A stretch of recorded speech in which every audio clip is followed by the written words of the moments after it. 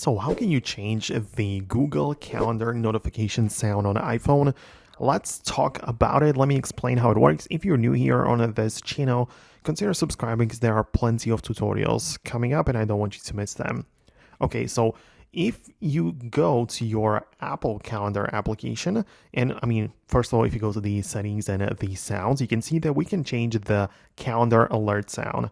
So you can see that you can change it, but that's applying to the Apple Calendar.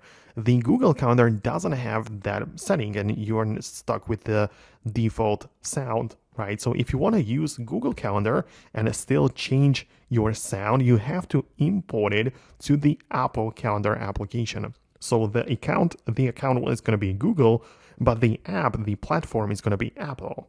And the way that it works is that you're going to go to the settings, the apps at the bottom, and you pick the Apple Calendar and go to the accounts.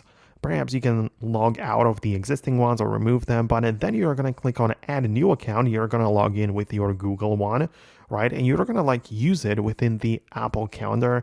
And that way you can change the alert sound, but for your Google account, even though it's through the Apple platform, but that is the only way it works, right? We cannot just change the sound for a Google Calendar application right now, even in the latest iOS 26. So if anything changes, I will most definitely update you on that.